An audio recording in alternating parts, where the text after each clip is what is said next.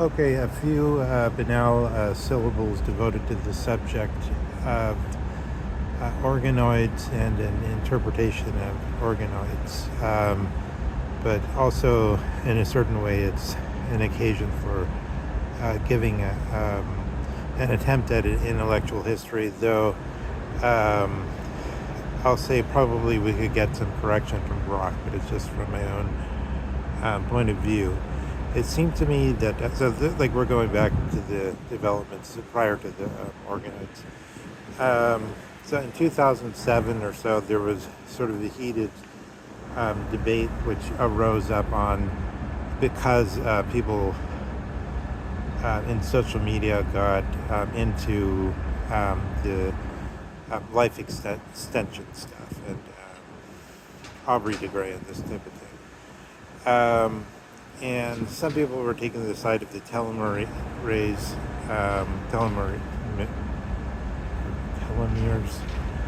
and other as the main solution.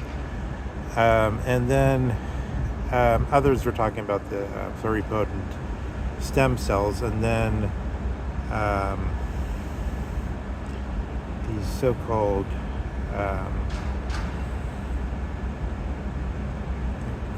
his name is Kawabata factors, or in any case, these four proteins which can, in a high school lab, be put together to produce from any healthy human cell a so-called pluripotent stem cell. In other words, a cell that could be stimulated to become any type of cell, including a neuron.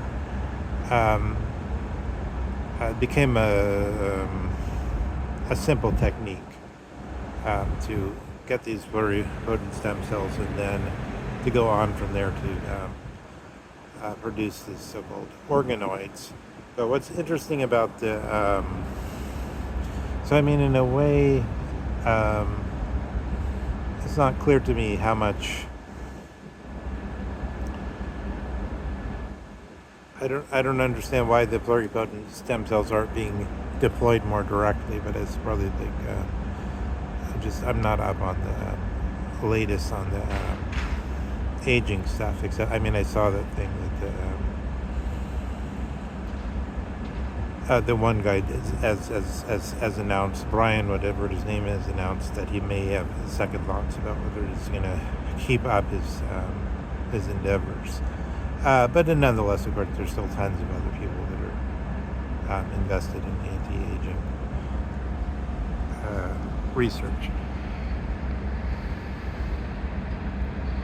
But the organoids, in any case, which are just sort of connected to this haphazard history of the debate between these two methods of getting better techniques for combating age or aging.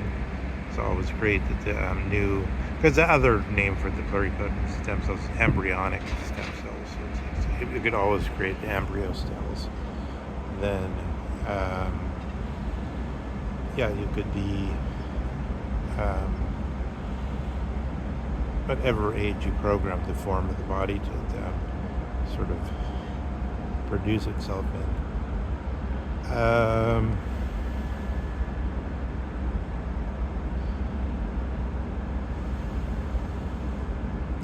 But in any case, that's just, as it were, idle speculation. I don't know, like what's actually being turned out to be feasible.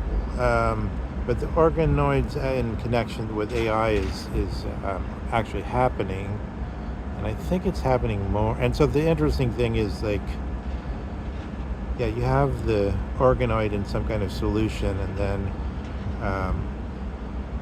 connected by an electrode to the AI. So the AI can stimulate and observe and be told by cameras what's happening with the organoid. It can observe and grow the organoid, but it also can receive through the electrodes. It's receiving direct communication from the organoid, as it were. So there's oversight, but there's also this sort of um, the whether it's symbiotic, I don't know exactly, but there's some kind of joining of the organisms into um, a combination, which is sort of like, I don't know, mold deep into redwood uh, on the tree.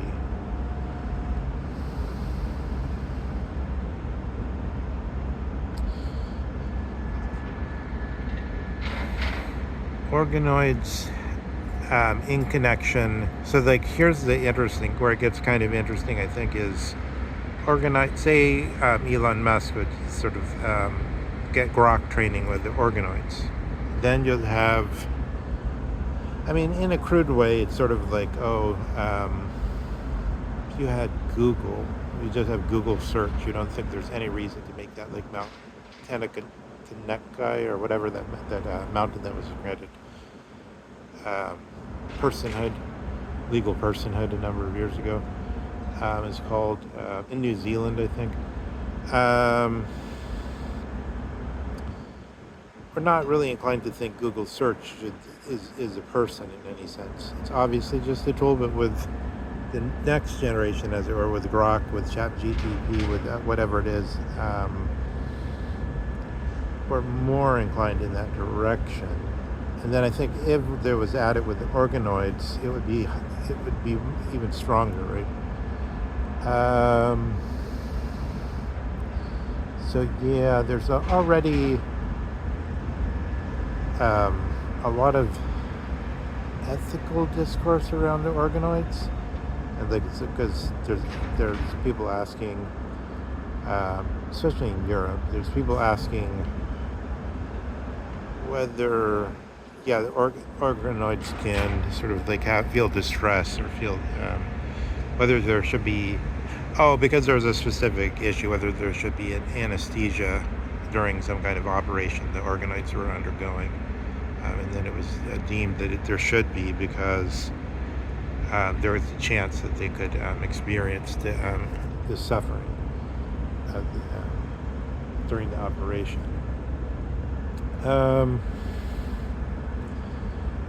Yeah, so the organoids, yeah, it strikes me as very sort of Edgar Allan Poe or something. It's there's a lot of factual and scientific information included with something which is like you weren't really expecting somehow. And in a way, it's like one answer to the question, like, what is AI? So like, if like the crude thing is to say um, AI is just a name for whatever the next thing in computing is, like the thing we haven't yet quite got to. The future of computing is always called AI, but we don't actually know what it's going to be. So like, here's the one evidence of what it will be: some kind of a tandem between a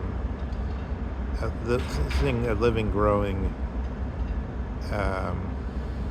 brain. It makes me think of a little bit of, in the David Lynch version, when the emperor comes to see Jose Ferrer, like in this magnificent Dino De Laurentiis presentation. It's like, but he's like some kind of brain in a vat with little Tyrannosaurus talons or something. So okay, yeah, it's very interesting, I think, the organoids.